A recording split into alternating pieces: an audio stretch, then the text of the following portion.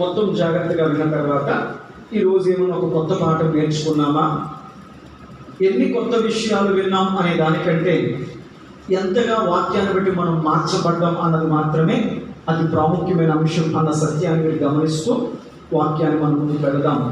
మొదటి సమూయేలు గ్రంథం 17వ అధ్యాయం పేజ్ నెంబర్ 238. అందరూ తీయాలి. Page number 238.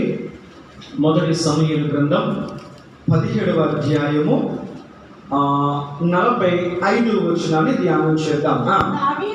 దావీదు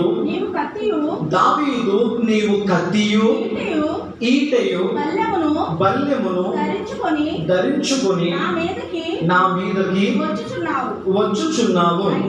అయితే నీవు తిరస్కరించిన ఇశ్రాయేలీయుల సైన్యములకు అధిపతియగు యెహోవా పేరట నేను నీ మీదకి వచ్చుచున్నాను. శాలమా, దేవునికి స్తోత్రం. ఒకవేళ మీరు తల నుంచి బైబిల్ ఏదైనా వచ్చిన చదవాల్సిన సందర్భం ఉంటే నేను చెబుతాను, అప్పుడు తల నుంచి వాక్యాన్ని చదివిన. లేనప్పుడు మీరు తల ఎత్తి బలిపీఠం వైపు అన్నా లేకపోతే నా వైపు అన్న తీక్షణంగా చూస్తూ వాక్యాన్ని వినండి.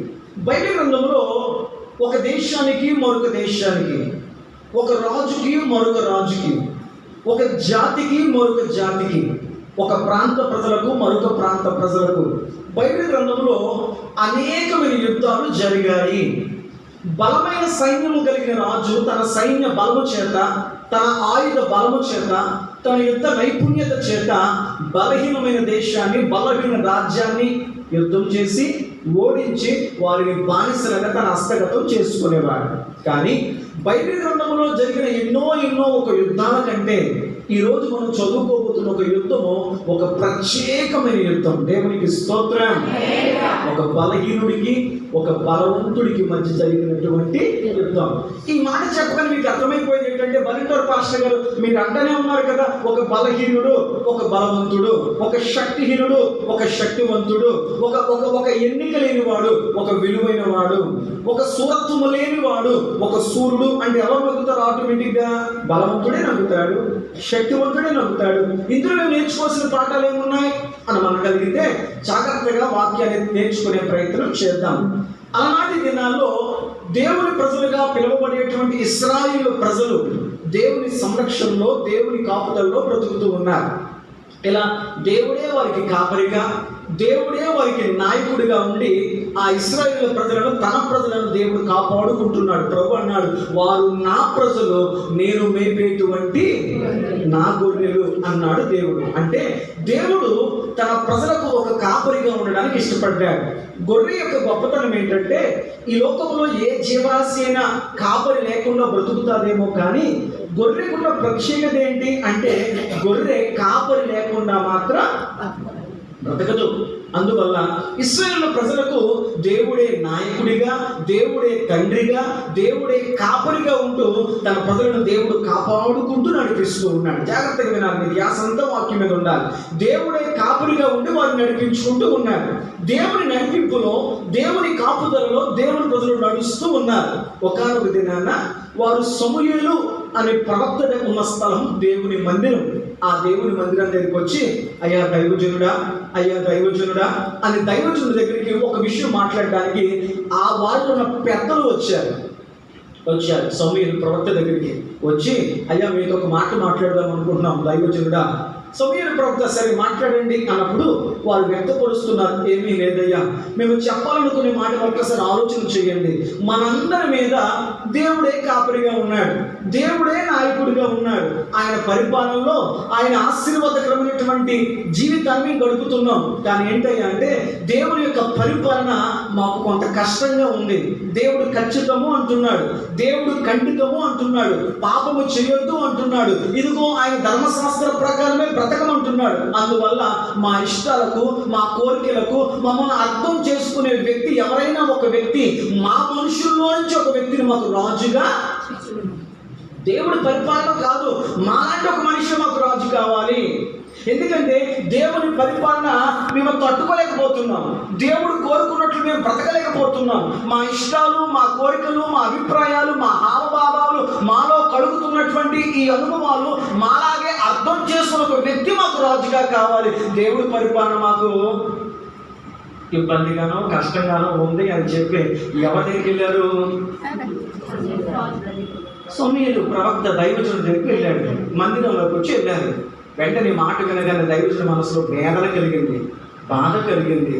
వెంటనే సరే మీరు మందిరం బయట ఉండండి, నేను దేవునితో ఒకసారి మాట్లాడి వస్తాను, ప్రార్థించి వస్తానని చెప్పి దైవజనుడు గదిలోకి వచ్చి ప్రార్థన చేస్తున్నాడు కన్నీళ్లతో. ప్రభువా, ఈ ప్రజలను అయ్యా దేవుని పరిపాలన వద్దంటున్నారు, వాళ్ళకు ఒక్కొక్క రాజును అడుగుతున్నారు, ఏం చేయను అని ప్రవక్త అయినటువంటి దైవజనుడైనటువంటి సమూయేలు ప్రవక్త మందిరంలో కన్నీళ్లతో ప్రార్థన చేసుకుంటే దేవుని స్వరం సమూయేలు ప్రవక్తతో మాట్లాడుతూ, సమూయేలు ఎందుకు ఏడుస్తున్నావు, ఎందుకు వేదన పడుతున్నావు? వీరు నిన్ను వద్దనట్లేదు, నిన్ను కాదనడం లేదు. దేవుడైన నన్ను వారిపైన రాజుగా, నాయకునిగా, కాపరిగా వారు వద్దు అంటున్నారు. కాబట్టి నువ్వు బాధపడుతూ, వాళ్ళు వద్దంటారు, నిన్ను కాదు నన్ను వద్దంటున్నారు. నువ్వేం చేస్తావంటే వాళ్ళు కోరుకున్నట్లుగానే, వారు ఆశిస్తున్నట్లుగానే, వారు ఏదైతే కోరుకున్నారో, ఏదైతే ఆశించారో ఆ రీతిలాగానే తమలాంటి ఒక మనిషిని వారికి రాజుగా చేసే అన్నాడు. రాజుగా చేయమని చెప్పావు కానీ ప్రభువా, ఇంతమంది ప్రజలను దగ్గరగా ఇన్ని లక్షల మంది ప్రజలను పరిపాలించే ఒక రాజును ఎక్కడ వెళ్ళి పట్టుకుని వెతకాలి? ఆ వ్యక్తిని ఇతడే రాజు అని చెప్పి నేను ఎలా కనిపెట్టాలి? అతన్ని ఎలా నేను అభిషేకించాలి అని అడిగితే దేవుడు చెప్పాడు, ఆ యొక్క తైలాన్ని తీసుకువెళ్ళి ఒక వ్యక్తి నీకు ఎదురవుతాడు, ఆ వ్యక్తిని నువ్వు చూడగా నా ఆత్మ నీకు చెబుతుంది, ఆ వ్యక్తిని నువ్వు అభిషేకించు అన్నాడు. ఈ లోపల సౌలు అని ఒక యవనస్తుడు తన గాడిదలు పోయాయి అని చెప్పి, తన గాడిదలు కట్లు తెంపుకొని తప్పిపోయాయి అని చెప్పి ఆ గాడిదలు వెతుక్కుంటూ వస్తున్నాడు. సౌలు అని ఒక యవనస్తుడు. అతడు చాలా ఎత్తడిగా ఉండేవాడు, చాలా పొడుగుగా ఉండేవాడు. అతని గురించి బైబిల్లో ఏమి చెప్తుందంటే, ఇశ్రాయేలీలు అందరికంటే సౌలు ఎత్తడి పొడుగైన వాడు అన్నాడు. ఎలాంటి ఎత్తడో ఎలాగైనా పొడగైన వాడో ముందు యుద్ధంలో నేను చెప్తాను. అలాంటి ఒక సౌలు తన గాడిదలను వెతుక్కుంటూ దైవజనుడు ఉన్న స్థలానికి వచ్చాడు. ఎప్పుడైతే దైవజనుడు ఆ సౌలు అనే యవనస్తులు చూశాడో అతనితో మాట్లాడితే, ఏమయ్యా ఎవరు నువ్వు, నీ పేరేంటి? సౌలు. ఎందుకు ఇక్కడికి వచ్చావు? అయ్యా నా గాడిదలు తప్పిపోయాయ్యా, నేను గాడిదలు మేపుకునేవాడిని అయ్యా, నా గాడిదలు మీకు ఏమైనా కనపడ్డాయా? వెంటనే దేవుని ఆత్మ చెప్తుంది, ఈ ప్రజలకు, నా ప్రజలకు రాజుగా ఉండడానికి నేను ఎన్నుకున్నవాడు ఈ గాడిదలు కాసుకునేవాడే. వెంటనే దేవుని ఆత్మ సౌలు ప్రవక్తను ప్రేరేపించినట్లుగా వెంటనే ఆ దైవజనుడు ఆ సౌలు ప్రాంతంతో మాట్లాడి, అయ్యా ఎంతవరకు గాడిదలు మేపారు, ఇక నుంచి దేవుని ప్రజలను పరిపాలించు. దావీదు మహారాజు తను మహారాజుగా కాకముందు ఒక గొర్రెలు కాచుకునేవాడు. దేవుడు కాపరిని మాత్రమే తన ప్రజలకు కాపరిగా పెట్టాడు. మీకు అర్థమవ్వాలి. అయితే వెంటనే అతడు మోకరించాడు. ఈ సమూయేలు ప్రవక్త అతని మీద తైలాన్ని పోశాడు, అతను రాజుగా అభిషేకించాడు, అతనికి రాజ్య పట్టాభిషేకం చేశాడు. అతడు ఆనాటి నుంచి ఒక రాజుగా, ఒక రాజ టీవీతో తన ప్రజలందరినీ దేవుడి కృప ద్వారా పరిపాలన చేస్తూ ఉన్నాడు. ఇలా ఉంటుండగా ఆ సౌలు రాజు తన పరిపాలన అన్ని రీతులుగా స్థిరపడిన తర్వాత తను ఏ స్థితి నుంచి వచ్చాడో కొద్ది కాలానికి ఆ స్థితి మర్చిపోయాడు. అయ్యో ఒకప్పుడు గాడిదలు కాసుకునే వాడిని, అలాంటి నన్ను తీసుకొచ్చి దేవుడు ఒక రాజుగా ఒక సింహాసనం మీద అనేకులకు ఒక ఉన్నతమైనటువంటి గొప్ప వ్యక్తులను నిలబెట్టాడే. దేవుని కృప ద్వారా ఏ యుద్ధాలు పెడుతున్నా విజయాలు తప్ప అపజయాలు అనేవి నా జీవితంలో ఈనాటికి నేను చూడలేదే. అలాంటి దేవుడు నా పట్ల కృప చూపిస్తున్నప్పుడు ఇంకెంతగా దేవుడికి నేను లొంగిపోయి ఉండాలి, ఇంకెంతగా దేవుడి దగ్గర నేను లోబడిపోయి ఉండాలి అన్న విషయాన్ని కొంత స్థిరపడ్డాక అతని మనస్సు క్రొవ్వినది, అతని కళ్ళు ప్లేస్ మారిపోయాయి, ఇక్కడికి వెళ్ళిపోయాయేమో.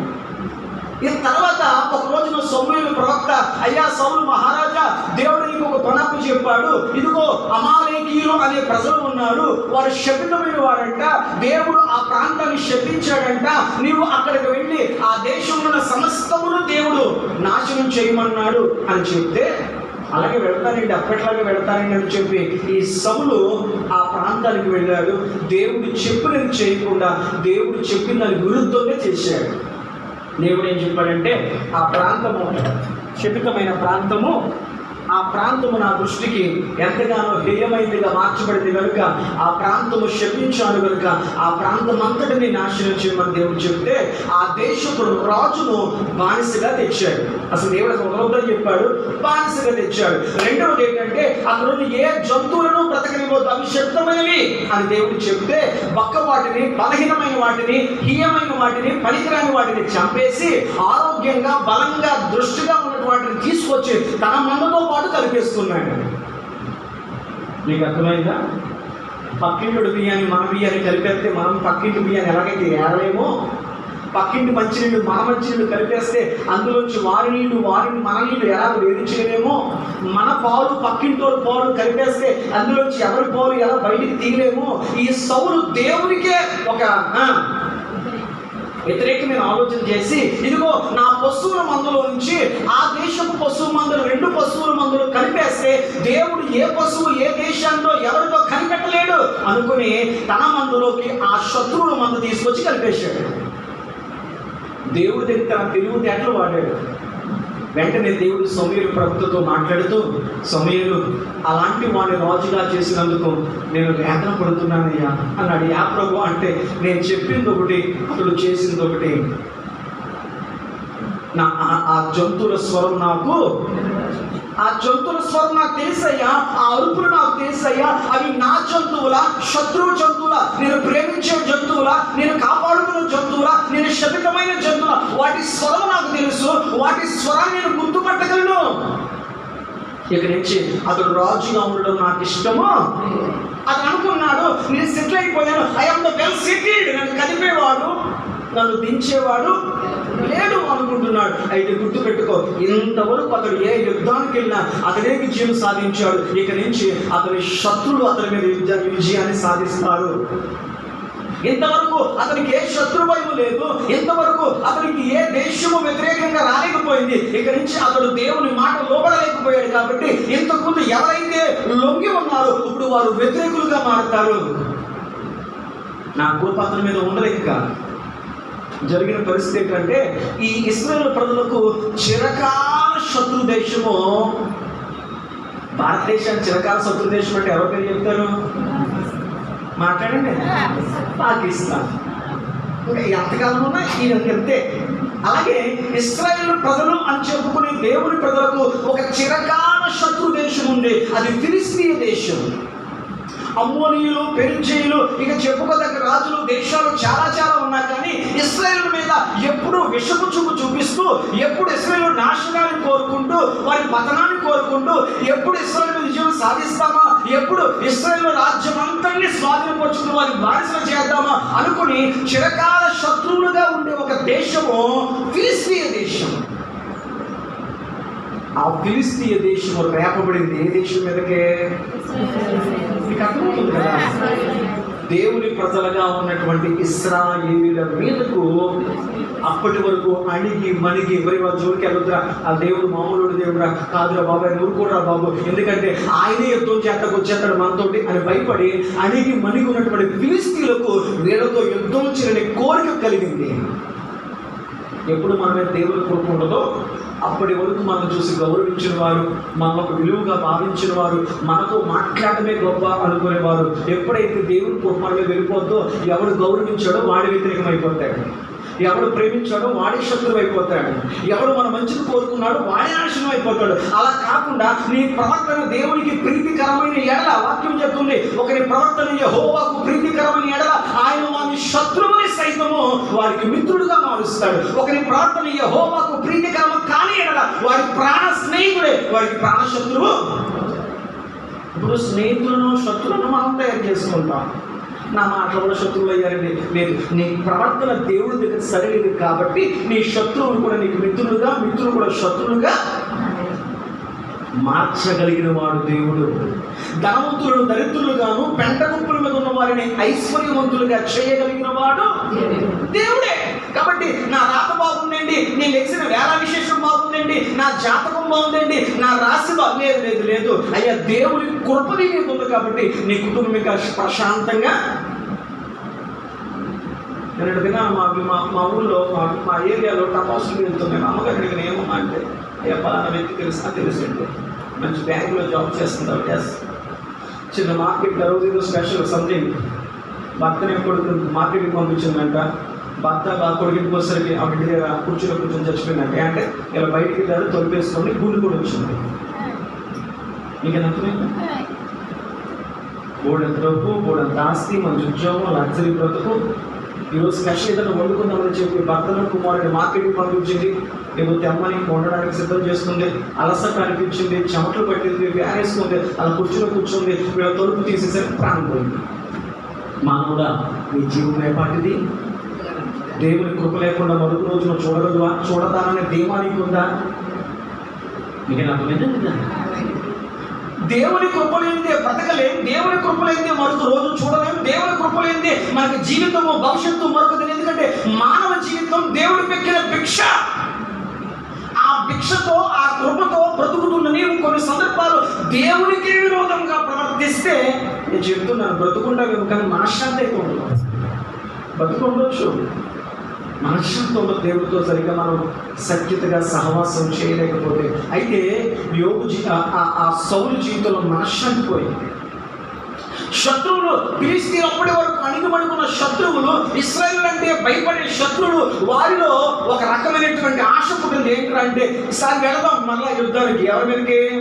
ఇశ్రాయేలు మీదకి వెళదాం అని చెప్పి ఆ యుద్ధ భూమి దగ్గరికి, ఇశ్రాయేలు మీద యుద్ధం చేయడానికి ఫిలిష్తీయుల సైన్యం అంతా వచ్చేసిందంట యుద్ధ భూమి దగ్గరికి.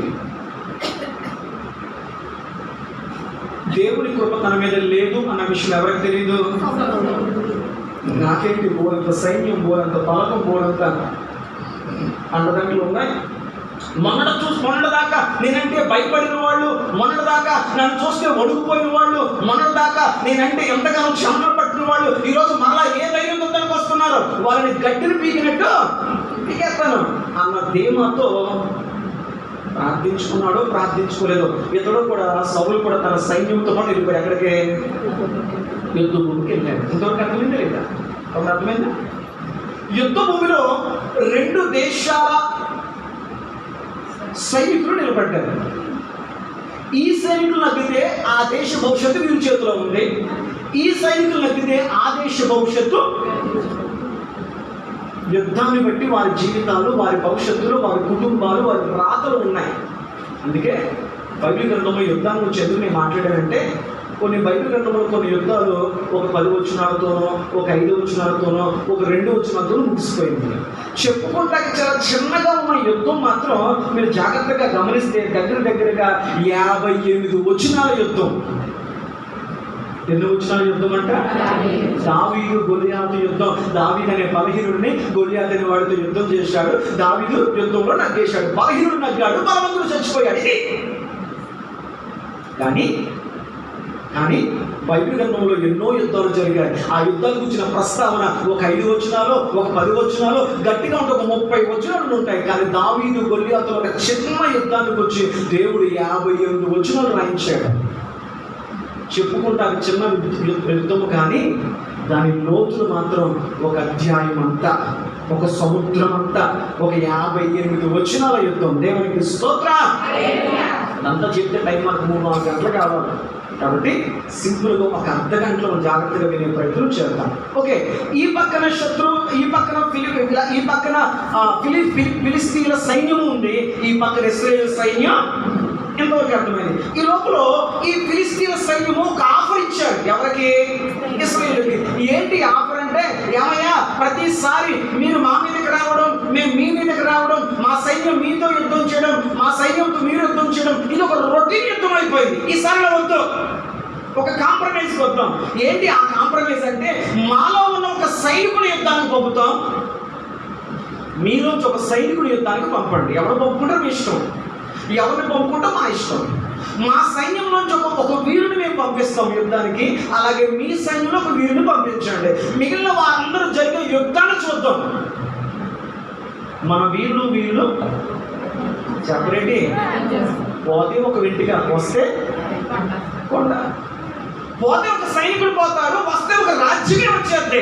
కాబట్టి మేము కొట్టుకుని చంపుకుని బాధపడి గాయాలయ్యి ఇంత నష్టం మనం తెచ్చుకోవడం అంటే ఒక కాంప్రమైజ్ వచ్చేద్దాం అని చెప్పి శత్రువులుగా ఉన్నటువంటి ఫిలిష్తీయులు ఒక తెలివైన ఆలోచన చెప్పారు. ఏంటంటే మాలోంచి ఒక సైనికుడు మేము పంపుతాం, మీలోంచి ఒక సైనికుడు పంపండి, వాళ్ళిద్దరిలో ఎవరు నగ్గితే వాళ్ళదే అవతల దేశం. బాగుంది. దీనికి అన్నీ ఒప్పేసుకున్నాడు ఎవరో చెప్పలేంటి, సౌలు మహారాజా. ఎంతవరకు భయపడతా ఉన్నారు, ఎంతవరకు వెనకడుగులు వేశారు, ఎంతవరకు మా పేరు చెప్తే చెంపలు పట్టారు. అలాంటిది ఇప్పుడు సైన్యం కాదంట, రాజుగారు కాదంట, అందులోంచి ఒక సైనికుడు వస్తాడంట, మాలోంచి ఒక సైనికుడు పంపాడంట. వాళ్ళకంటే మా సైనికులు బలవంతులు, శక్తివంతులు, కాబట్టి ఖచ్చితంగా మేము నగ్గేస్తాం అన్నదేమాతో సరే ఈ ఒడంబడికకు ఈ ఒప్పందాన్ని ఒప్పుకుంటున్నాను, కాబట్టి మీలోంచి ఒక సైనికుడు పంపండి, మాలోంచి ఒక సైనికుడు పంపుతాం అని చెప్పి సౌలు అన్నాడు. ముందు మీలోంచి పంపండి, వాడిని చూసి వాడికి తక్కువని నేర్చుకుంటారు మా సైన్యంలోంచి అనుకున్నాడు. వెంటనే ఫిలిష్తీయులు వారి సైన్యములోంచి ఒక సైనికుడిని పంపారు. సైనికుడు అనడం కంటే వాడి గురించి బైబిల్ అంటుంది అతడు యుద్ధ సూర్యుడు. దేవునికి స్తోత్రం, హల్లెలూయా, హల్లెలూయా. అతని గురించి మనం ధ్యానం చేస్తే అతని పేరు గొల్లియాతు. అతని పేరు నాతో చెప్పండి, అతని పేరు గొల్లియాతు. అంటే అలనాటి ఫిలిష్తీయుల యొక్క ప్రజలలో ఒక బలమైన వీరులు కలిగిన వారిని సర్దారులు అని పిలిచేవారు. ఎలాంటి వారంట? సినిమా సర్దారు కాదు. ఫిలిష్తీయులలో బాగా యుద్ధ నైపుణ్యాలు పొందిన కుటుంబాలను, వీరులను సర్దారులు అని పిలిచేవారు. ఆ సర్దారులో ఒక సర్దారే గొల్లియాతు సర్దార్. అతను ముందుకు వచ్చాడు. అతని పొడవును గురించి బైబిల్ ఏం చెప్తుందంటే చూడండి, ఆ మాట మీరు జ్ఞాపకం చేసి ముందుకు వెళ్ళిపోతారు. మొదటి సమూయేలు గ్రంథం 17వ అధ్యాయం 4వ వచనాన్ని చదవండి. గాతు వాడైన గొల్లియాతు అను ఒక సూర్యుడు ఒకడు ఫిలిష్తీయుల దండులో నుండి బయలుదేరి బయటకు వచ్చాడు యుద్ధం చేయడానికి. ఇంతవరకు అర్థమైన తర్వాత అతడు ఎంత అవుతున్నాడంట? ఎంత అవుతున్నాడంట? 6 అడుగుల జానడు. మన హైట్ ఎంతో? పెళ్లి చూపుకి వెళ్ళినప్పుడు పక్క నుంచో పెడతారు. హైట్ సరిపోయిందా? జీవితాలు సరిపోయాయా? మనసు సరిపోయాయా? ఈ రంగులు కాపురాలు చెయ్యు, ఈ హైట్లు కాపురాలు చెయ్యు, ఈ జాతకాలు కాపురాలు చెయ్యు. రాత్రి నేను పాస్టర్ గారు రాసిన నుంచి వస్తుంటే అక్కడ చోట పెళ్లి జరుగుతుంది. రాత్రి 11 అయినప్పుడు అక్కడ పెళ్లిగా జరుగుతుంది. అందరూ అలా కూర్చున్నారు, ఎందుకంటే మొత్తం 1 గంట 2 గంటలు 3 గంటలు. పాస్టర్ గారు అన్నారు, ఏమంటే వీళ్ళందరూ మంచి రోజు, మంచి టైం, మంచి ముహూర్తం చూసి పెళ్లి చేసుకున్నారు కదా, వీళ్ళందరూ కాపురాలు నిలబడుతున్నాయా అని. నిలబడి ఉంటే అది నిజమై ఉంటే ఇప్పుడు డైవర్స్ కోసం కోర్టులో అందరూ క్రైస్తవులై ఉండాలి. ఎందుకంటే వాళ్ళకి ఏం ముహూర్తం ఉండదు కాబట్టి. కరెక్ట్గా నిజమా కదా? మంచి ముహూర్తాలు, మంచి టైం ఎదురు చూసి ఆ టైం రాగానే తక్కువ ముడేస్తున్నాడు కాబట్టి ఆ కాపురాలు నిలబడాలి. మనకు ముహూర్తాలు ఏమి లేవు కాబట్టి మొత్తం కోర్టులో కూర్చొని అందరూ బయట పట్టుకుని క్రైస్తవులై ఉండాలి. ఇది నిజమా? కలవాల్సిన జాతకాలు కాదు, మనస్సులు, రంగులు కాదు, ఎత్తులు కాదు, హృదయాలు, ఆలోచనలు, అభిప్రాయాలు. అది కలిసి ఉన్న కుటుంబము, రంగు, హైటు, రోగము, బాధ ఏమీ లేదు. వారి జీవితం ప్రశాంతంగా వెళ్ళిపోవాలి. దేవునికి స్తోత్రం. ఒడుగులు వస్తాయి, పొరపాట్లు వస్తాయి, తప్పిదాలు వస్తాయి, పెరపత్యాలు వస్తాయి. ఒకరినొకరు అర్థం చేసుకుని, ఒకరినొకరు క్షమించుకొని ఆ క్షణం మౌనంగా ఉంటే అన్నీ చక్కబడిపోతాయి. ఆ క్షణం మౌనం ఉండగే కదా ఈ బాధలేండి. ఆయన కోపం వచ్చినా అలాగే ఉంటాడండి. కోపం తగ్గితే ఆయన ఇంత మంచోడేడండి. అయితే ఆ కోపం తగ్గినాక మౌనంగా ఉండు. ఆవిడ ఆ మాట పడుకున్న సేపు మౌనంగా ఉంటుందండి. ఆ మాట ఎప్పుడైతే కొద్దిసేపు పెడుతుందని మర్చిపోద్దండి, అప్పుడు నా భార్య అంత దేవతలేదండి. అయితే ఆ క్షణం మౌనంగా ఉండు. కొన్ని సమస్యలకు మౌనమే సమాధానం. దేవునికి స్తోత్రం. హల్లెలూయా. ఏది సమాధానం? లోకములో పరిష్కరించలేని కొన్ని బలమైన సమస్యలు మౌనంతోనే మిగిలిపోయాయి. నీవు నోరు తెరిస్తే మీ మధ్య దూరం పెరుగుతుంది, నువ్వు మౌనంగా ఉంటే మీ మధ్యన దూరం తగ్గుతుంది. ఆ మౌనం క్షణం ఉండలేక, ఆ ఉద్రేకం ఆపుకోలేక, ఆ మాట పట్టింపు పడలేక, ఇంకొకసారి చెప్పాలంటే ఆ ఈగో ఎక్కడుందో కానీ ఈగో అది చల్లార్చుకోలేక అది బయటకు చూపించేయాలి. అది చూపించిన తర్వాత నీ పక్కన సొంతగా ఎవరు ఉండరు. కాబట్టి సంగమా, నీ మౌనమే నీ కుటుంబ విలువలను కాపాడును గాక. కాబట్టి కలవలసింది మనస్సులు, ఆలోచనలు, అభిప్రాయాలు. మన ఇద్దరం కలిసి బ్రతకాలయ్యా, నీకు నేను కాదు, నువ్వు నాకు వేరు కాదు అని చెప్పి ఏ కుటుంబం అయితే తగ్గించుకుంటూ, ప్రేమించుకుంటూ, క్షమించుకుంటూ, అర్థం చేసుకుంటూ, గౌరవించుకుంటూ బ్రతుకుతారో వారి జీవితాల్లో ఎత్తు రంగు ఇవి కాదు, వారి మనసులతో వారి జీవితాలు చేస్తారు. అప్పుడు అయిపోతుంది, పెళ్ళైకి సంవత్సరాలు అయిపోయిందా? ఆమె విషయం ఎప్పుడు అనిపించలేదు అలాగా. ఈరోజు వారి యానివర్సరీ 8 సంవత్సరాలు అయిపోయిందా? 10 సంవత్సరాలు అయిపోయిందా? 9 సంవత్సరాలు అయిపోయిందా? నిన్న మొన్న పెళ్ళినట్టు ఉంది. కారణం ఏంటంటే వాళ్ళ మనసులు ఇంతకాలం కలిసి ప్రయాణం చేశారు. ఆమె అట్టి అనుభవాల వైపు దేవుడు విన్నాడు మీ కుటుంబాన్ని నడిపించును గాక. రోజులు కనవని మీ ప్రేమల మధ్య మాత్రం, మీ ఆలోచనల మధ్య మాత్రం ప్రభు దూరము రాకుండా చేయను గాక. బాగుంది. ఎట్లా చెప్తున్నా? 6 అడుగుల ధ్యానం. ఇప్పుడు 6 అడుగుల ధ్యానం ఉన్న వ్యక్తులు ప్రస్తుతం మన దగ్గర ఎవరైనా ఉన్నారా? తక్కువ ఉంటేనేమో మనం చూడండి అంటాడు, ఎక్కువ ఉంటేనేమో గెరకాడు అంటాడు. అది లోపల అంటే వాడికి ఒక అభిప్రాయం, నేను ఎంత ఉన్నానో నా పక్కడు అలాగే ఉన్నాడు. వాడికంటే తక్కువ ఉంటే పొట్టోడు, వాడికంటే పొడుగుంటే అంటే వాడి అభిప్రాయంలో నాది కరెక్ట్ హైట్. అంతేనా? అంతేనా? ఇప్పుడు ఒక గీత గీసానండి, ఆ గీత పక్కన ఒక చిన్న గీత గీసాను అనుకో, ఈ పెద్ద గీత ఏమంటది? నా పక్కన ఉన్న చిన్న గీత పొట్టిది అంటది. ఈ పెద్ద గీత పక్కన దానికంటే పెద్ద గీత గీతే ఇందాక పొడుగు అన్నప్పుడు పొట్టిది. అంటే మనం ఎవరితో పోల్చుకున్నామో వాడిని బట్టి నీ అభిప్రాయం కాదు, ఎవరితో పోల్చుకోదు. ఎందుకంటే దేవుడు నువ్వు ఏ రూపంలో ఉన్నా కానీ నువ్వు ఆయన రూపంలో ఉన్నావు. ఆమేన్. నువ్వు సన్నగా ఉండడం దేవుడికి ఇష్టం, నువ్వు నల్లగా ఉండడం దేవుడికి ఇష్టం, నువ్వు పొట్టిగా ఉండడం దేవుడికి ఇష్టం. నువ్వు ఏ రూపంలో ఉన్న దేవుడు తన చేతులతో, తన రూపంతో, తన జీవాన్ని ఇచ్చాడు. నువ్వు అలా ఉండడం దేవుడికి ఇష్టం. ఆమె చెప్పండి. అర్థం నుంచి కొంచెం మా అత్తయ్య బాబుని మొఖం, కొంచెం మా అత్తయ్య బాబుని మొఖం రంగు అనుకుంటే ఇప్పుడు అంటున్నా లేదమ్మా, నువ్వు నాకు ఎలా ఉండడమే ఇష్టం, నువ్వు అలా ఉండాలని ప్రభు కోరుకున్నాడు కాబట్టి నువ్వు అలా తయారు చేశాడు. దేవుడు తయారు చేసిన మళ్ళీ పాడు చేసుకోకూడదు. మైకిల్ జంక్షన్ లాగా సగంలో జంక్షన్ అయిపోతుంది జీవితం. నీకు స్తోత్రం. సరే, ముగింపు చేసుకున్నాం. త్వరగా ముందుకు వెళ్ళి 6 అడుగుల ధ్యాన పొడుగున్నటువంటి ఒక బలమైన యుద్ధ వీరుడు బయటకు వచ్చాడు. భాస్కర్ గొలియాతు గురించి తెలుసుకోవచ్చు ఉన్నాయా అంటే, మనిషికి ఎన్ని చేతి వేళ్ళు ఉంటాయి? 5. కానీ గొలియాతు యొక్క ఈ చేతికి కాళ్ళకున్న 2 పాదాలకి 6 వేళ్ళు ఉండేవి అంటారు. అప్పుడు మీరు అంటారు, మేము శర్మం చూసామండి 5 చేతులు ఉంటుంది, ఇంకోటి ముడుతుంది. లేదమ్మా, అలాంటిది కాదు. అతనికి 5 చేతులతో పాటు 6వ చేతికి సరిపడే హస్తం కూడా ఉండేది. మీకు అర్థమైంది? అంటే ఇంకొక ఏలు మొలవడం కాదు, 6 వేళ్లకు సరిపడే హస్తం, 6 వేళ్లకు సరిపడేటువంటి పాదం. ఇప్పుడు చెప్పండి, ఎలాంటి 6 చేతి వేళ్ళు, 6 కాలు వేళ్ళు, ఆజానుబాహుడు, యుద్ధశూరుడు, కండలు తిరిగినటువంటి వీరుడు, 6 అడుగుల.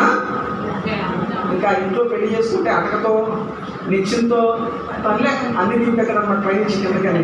అంత ఎత్తైనటువంటి వాడు. ఇంకా బాగా చెప్తే అతను పట్టుకునే ఈటే బైబిల్ చెప్తున్న మాట జాగ్రత్తగా ముందుకు వెళ్ళగలిగితే ఒక నేతగాని దోనంత ఎత్తైన ఈట అతని చేతులు ఉండేదంట. దేవునికి స్తోత్రం.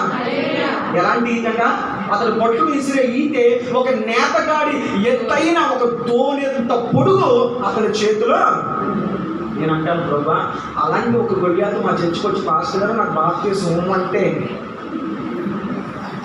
అలాంటి పొడుగంటే దగ్గరికి వచ్చి పాస్టర్ గారు నేను యేసుప్రభువు నమ్ముకున్నాను, నా బతుకును మార్చుకున్నాను, నాకు బాప్తిస్మం ఇవ్వండి అంటే, వాడికి బాప్తిస్మం ఇవ్వక గోదావరిలోకి వెళ్తే నేను మునిగిపోవాలి. ఎందుకంటే ఎంత లోపలికి వెళ్ళినా వాడు మొదలడం 2 అడుగులు లోపలికి వెళ్తే బైబిల్ ఉంటుంది. అతను పట్టుకునే ఒక బళ్ళెము, అతని ఈటే ఒక వేట, ఒక నేతగాడి ఎత్తైన ఒక తోని కంటే పెద్ద ఈటి పట్టుకునే యుద్ధంలో నిలబడ్డాడంట. అతడంట ఆ యుద్ధము జరిగే లోయలో ఎవరైనా ఉంటే రండి అని అరుస్తుంటే, అతను ఆ లోయలో అరుస్తున్న అరుపులు లోయ బయటను వారి చెవులు చిల్లు పడిపోయేంత గట్టిగా వినపడుతున్నాయంట.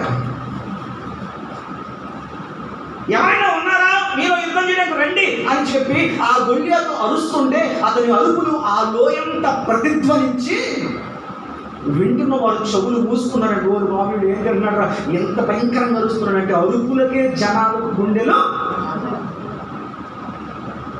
ఆ గొల్లియాతును చూసి ఇశ్రాయేలు సైన్యం అంతా బిగి చచ్చిపోయారంట. ఎవరు అంటే ఈ లోపల సౌలు గారు ఆ పక్కన సౌలు గారికి ఏం తెలియదు, రాజు గారికి వెంటనే అబ్బాయి ఆ పక్కన సైనికులు వచ్చాడండి, మరి మమ్మల్ని ఎవరైనా వెళ్ళారా రెడీగా? ఎవరు వెళ్తారండి, ఎందుకంటే ఆయన చూసి బయలుదేరుతుందండి. ఎందుకంటే వాడు చాలా ఎత్తైన వాడండి, అందువల్ల మనోడు యుద్ధానికి వెళ్ళడానికి ఇష్టపడలేండి. అతను చూస్తే చాలా ఎత్తరిగా ఉన్నాడు, చాలా పొడవుగా ఉన్నాడు, అందువల్ల ఎవరు ధైర్యం చేయలేకపోతున్నారు మన సైనికులు అనేసరికి సౌలు కోపం వచ్చి ఇలాంటివి అనుకోలేదు. నేను ఎత్తరిని కాదా, నేను పొడుగైనోడు కాదా, నాలంటోడు అతనంత పొడుగు నేను లేనా అని చెప్పి సౌలు యుద్ధం చేద్దామని వచ్చాడంట. ఎందుకు అవతల పొడుగున్నాడని చెప్పారు కాబట్టి నేను కూడా ఒక పొడుగైన ఉండే కదా అని వచ్చాడంట. ఇందాక నేను చెప్పాను సౌలు పొడిగారంటేదని చెప్పడానికి. సౌలు ఎలాంటి పొడిగిన వాడు అంటే బాడీ అంతా మామూలుగా ఉండదంట, సౌలు మెడ పొడిగి ఎక్కువ. ఏది పొడవు ఎక్కువ మీకు అర్థమైందా? సౌలు ఎత్తరి అని బైబిల్ చెప్తుంటే కొన్ని చరిత్ర పుటములోకి వెళ్ళి సౌలు ఏది ఎత్తరి, భుజాలు ఎత్తరా, చేతులు ఎత్తరా, కాళ్ళు ఎత్తరా. కొంతమంది కాళ్ళు పొడుగు ఎక్కువ, కొంతమంది చేతులు పొడుగు ఎక్కువ, కొంతమందికి ఛాతి పొడుగు ఎక్కువ. మరి ఈ గొలియాతుకి ఈ యొక్క సౌలుకి ఏది పొడవు ఎక్కువ అంటే అతను ఎత్తైన వాడు. ఎందుకంటే ఇశ్రాయేలు 20 లక్షల మంది ప్రజలు నుంచుంటే వాళ్ళ వెనకాల నుంచుంటే సౌలు తలకే కనపడిందంట, అంత పొడుగంట. ఎత్తరే ఆ ఎత్తు శరీరాన్ని కాదు, జిరాఫీ లాంటి మేడ. ఇప్పుడు సౌలు ఎత్తు దేని వల్ల వచ్చింది? మెడెత్తు. కానీ గొలియాతు ఎత్తు మీకు అర్థమైంది. ఎందుకంటే మెడ ఎత్తు, అతను ఒళ్ళంతా ఎత్తు. ఎప్పుడైతే ఎత్తరగా ఉన్నాడంటే చాలా పొడవుకున్నాడంటే అలాంటి వాడికి యుద్ధంలో మన సైనికులు భయపడుతున్నారండి అని అనేసరికి సౌలు నేను ఎత్తరనే కదా, నేను చేస్తాను రండి యుద్ధానికి అని చెప్పి యుద్ధ భూమికి వచ్చాడు. అతను చూశాడు, భయపడ్డాడు, మన వల్ల కాదులే అని వెళ్ళిపోయాడు. ఎవరో రోజులు గడుస్తున్నా జీవము గల దేవుని సైన్యము అని చెప్పుకునేటువంటి ఇశ్రాయేలు సైన్యములోంచి ఒక్క సైనికుడు ముందుకు రాలేక పోతున్నాడు. ఇంతవరకు అర్థమైంది. ఈ లోపల యెషయి అనే ఒక వ్యక్తి తన చిన్న కుమారుడైనటువంటి దావీదును పిలిచి, ఒరే నాన్న, రేపు పొద్దున్న మా అన్నయ్యలు యుద్ధానికి వెళ్ళారు, అలాంటి యుద్ధానికి వెళ్ళి చాలా రోజులు అయింది, అక్కడ యుద్ధ వాతావరణం ఏంటో నాకు తెలియట్లేదు, రేపు పొద్దున్న నువ్వు లేచి అన్నయ్యలకు క్యారేజ్ పట్టుకెళ్ళి అక్కడ యుద్ధ సమాచారం నాకు తీసుకురా అని చెప్పాడు తన తండ్రి. ఎవరితోటి? దావీదులో. వెంటనే దావీదు తన తండ్రి మాటకు లోబడి, వింటున్నావా తల్లిదండ్రుల మాట? బైబిల్ అంటుంది, నీ తల్లినైనను నీ తండ్రినైనను నీవు దూషించిన ఎడల నీ జీవితము నీ దీపము కారు చీకటిలో ఆరిపోతాదే. నీ భక్తి పక్కనట్టు ముందు మీ అమ్మ నాన్న గౌరవిస్తున్నావా, ఎదిరిస్తున్నావా? ఎదిరితే నీ చదువు నీ జీవితం దేనికి పనికిరాదు. ఎందుకంటే నీ తల్లినైనను నీ తండ్రినైనను దూషించిన ఎడల నీ దీపము కారు చీకటిలో ఆరిపోవును. నీ దేవుడు యెహోవా నీకు అనుగ్రహించే దేశంలో నువ్వు దీర్ఘాయుష్మంతుడుగా ఉండునట్లు నీ తల్లిని నీ తండ్రిని సన్మానించుము, అప్పుడు నువ్వు దీర్ఘాయుష్మంతుడుగా బ్రతుకుతావు. నీ తల్లిని తండ్రిని ఏడిపించి వారిని గాయపరిచి వారిని నువ్వు బాధ పెట్టి దూషించే వ్యక్తులైతే నీ జీవితం కారు చీకటిలో. నేను చెప్పలేదు, భవిష్యత్తు కొరకు తహతహలాడుతూ బ్రతుకుతున్న ఎవరు విడలారా, నీ చదువుకంటే ముందు మీ అమ్మను గౌరవించు, మీ నాన్న గౌరవించు, వారి మాట విను, భవిష్యత్తు నిన్నే వెతుక్కుంటూ వస్తారు. ఆమె చెప్పండి. హల్లెలూయా. చదువులు మీకు జ్ఞానం ఇవ్వచ్చు, కానీ తల్లిదండ్రులు నీకు సంస్కారాన్ని ఇస్తారు. కాబట్టి దేవుడు దీనికి రావడానికి ముందు నీ తల్లిని నీ తండ్రిని గౌరవించు, వారిని గాయపరచుకు, వారి మాటకు లోబడు, అప్పుడు నీ జీవితం బాగుంటుంది. అలా చేయలేకపోతే నీ చదువు నీ జ్ఞానం దండగా. ఇది వాక్యమే చెప్తుంది. ఈ దావీదు అనే బిడ్డ తన తండ్రి మాటలు లోబడి ఆ రోజు తన పొద్దున్నే వేకువజామున లెగిసి చక్కగా రెడీ అయిపోయి తన తండ్రి తన అన్నలకు క్యారేజ్ కట్టించే లోపల తన యొక్క మందను వేరే కాపరికి అప్పచెప్పి వచ్చేసి తన తండ్రి చెప్పినట్లు క్యారేజీ పట్టుకుని యుద్ధ భూమికి బయలుదేరాడు, రణరంగానికి బయలుదేరాడు. అక్కడ అతని ఆనందం ఏంటి తెలుసా, అతని ఆలోచన తెలుసా, అక్కడ యుద్ధం జరుగుతుంటుంది, అక్కడ పోరాటం జరుగుతుంటుంది, అక్కడ దుమ్ములు ఎగిసిపోతుంటుంది, మన్నీలు దుమ్ము లేపేస్తూ ఉంటారు, అక్కడ అవయవాలు తెగి పడిపోతూ ఉంటాయి, ఆ ప్రాంతం అంతా రక్తసిక్తంగా ఉంటుంది, అక్కడ ఘోరమైనటువంటి అరుపులు కేకలు ఊహించుకుంటే వెళ్తున్నాడు. మూడు జరగముందు మనకు పోయే మోహలు వచ్చేస్తాయి.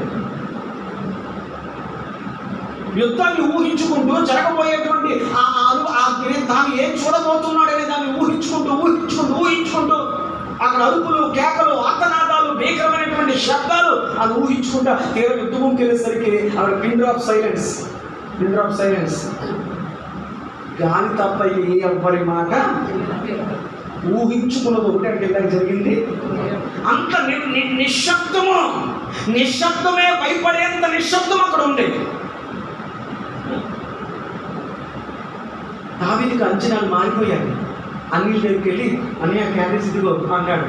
క్యారేజ్ చెప్పండి లేదంటే అని ఇప్పుడు మీరు యుద్ధం చేయాలి కదా, ఇప్పుడు మీరు పోరాడాలి కదా, ఈ పాటికి చాలా వరకు విజయం సాధించారు కదా, ఇలా భయపడుతున్నారండి, ఇలా ఉడుకుతున్నారండి, ఎందుకులా ఉండిపోయారు అని అడిగితే గట్టిగా మాట్లాడరా, ఆయన చూసావా గొడ్డెత్తని వాడు ఎంత ఎత్తగా ఉన్నాడు చూసావా, ఎంత బలంగా ఉన్నాడు చూసావా, ఎలా అవుతున్నాడు చూసావా, వాడి మీద యుద్ధానికి వెళ్ళాలంట, ఒకడే వెళ్ళాలంట. మేము బలవంతులమే, మేము శక్తివంతులమే, మేము యుద్ధవీరులమే, కానీ వాడిని చూశాక మనంతా నీరు కారిపోయింది. కాబట్టి చచ్చిపోవడం మాకు ఇష్టం, మాకు చాలా జీవితం ఉంది, మాకు చాలా బ్రతుకుంది, మాకు చాలా భవిష్యత్తు ఉంది, ఈ కొద్దిసేపు మౌనంగా ఉంటే బతికెళ్ళిపోతాం, ఓడితేనే పర్లేదు. లోకంలో సాగుతుంది బతుకుంటే తోటకూర గోంగూర కాదంట, అది ఆకు తినాలంట. ఇప్పుడు తిన్నానే అంతా బతుకుంటే మరి బతుకున్నావు, ఏ ఆకు తినాలి వెళ్ళాలైతే ఆ ఆకు ఈ ఆకు బతిసాకు మాత్రం తినవు. సరే అంచనాలు మారిపోయాయి. మా అన్న ఎంత పిలుకోండా అయ్యో అనుకున్నాడు. సరే మేము ఇష్టం నాకు వెళ్ళిపోతున్న దావీదుకి ఆ లోయలో అరుస్తున్న వాడు అరుపున పడ్డాయి. ఏంటి తెలుసు అరుపులు? జీవము గల దేవుడి సైన్యం అన్నారు కదా, మీ దేవుడు గొప్పవారు అన్నారు కదా, మీ దేవుడు శక్తివంతుడు అన్నాడు కదా, మీ దేవుడు యుద్ధం చేస్తాడు అన్నాడు కదా, ఎంతవరకు విన్నటువంటి మాట్లాడి కేవలం పుకారులేనా? మీ దేవుడు జీవము కలిగిన వాడు కదా, మీ దేవుడు శక్తివంతుడు కదా, లేకపోతే మీతో పాటు మీ దేవుడు నన్ను చూసి భయపడ్డాడా? ఈ అరుపులు ఈ కేకలు గొల్లియాతు దగ్గర నుంచి కనపడుతున్నాయి. సౌలును తిట్టాడు దావీదే అనుకున్నాడు, అన్నీను తిట్టాడు ఆ పిలుకుల్లో తిడుతున్నాడు అనుకున్నాడు, నడుచుకుంటూ పోతున్నాడు నాకెందుకు అనుకున్నాడు, దేవుణ్ణి తిట్టాడు ఆగిపోయాడు. ఎవరో రాజుగారిని తిట్టాడు పట్టించుకోలే, అన్నయ్యను తిట్టాడు, సైనికులను తిట్టాడు, దేశాన్ని తిట్టాడు పట్టించుకోలే. మీ దేవుడు జీవము కలిగిన వాడు కదా, మీ దేవుడికి రోషం లేదా, పౌరుషం లేదా, మీ దేవుడు భయపడ్డాడని నన్ను చూసేసరికి దావీదు ఆగిపోయాడు. ఆగిపోయి ఆ నీళ్ళు దగ్గరికి ఏంటని ఏం మాట్లాడుతున్నాడు, రాజుగారు తిడతాడు, నన్ను తిడితే పర్లేదు, దేవుడు తిడుతున్నాడు ఏంటి, జీవము గల దేవుడు తిడుతున్నాడు ఏంటి అని మాట్లాడుతూ ఎన్నాడంటే ఇప్పుడు మన వాళ్ళు చంపేస్తాడు, మురిగి ఆడిపోతాడు. మౌనం ఉంటే తన అసమర్థతను చెప్తూ దావీదు నోరు నొక్కేస్తుంటే దావీదు కాగలేక ఉండలేక నేరుగా రాజులో వెళ్ళిపోయాడు. ఎవరి దగ్గరికి? ఓ మహారాజా, అతడు ఏంటి అరుస్తున్నాడు, కేకలేస్తున్నాడు, అరుపులు వింటున్నా మనిషిని నేను చూడలేదు, కానీ అతను లోయలో ఉన్నాడు, నేను లోయ బయట ఉన్నాను, కానీ అతను అరుపులు నేను బాధ పెడుతున్నా. ఏంటి అంటే రాజుగారిని తిట్టాడు, నా సైన్యాన్ని తిట్టాడు, నా దేశాన్ని తిట్టాడు, చివరికి జీవము గల నా దేవుడిని తిడుతున్నాడు.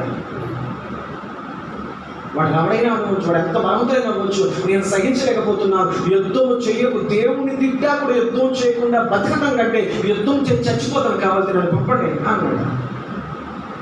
యుద్ధం చేసి వాడు తల తీసుకురాలేకపోతే యుద్ధంలో చచ్చిపోతాను, కావాలంటే ఒక అమరవీరుడుగా మారిపోతాను, లేకపోతే వాడు ఖచ్చితంగా వాడు తలకి తీసుకొస్తాను అని చెప్పి ఒక చిన్న బిడ్డ రాజు ముందు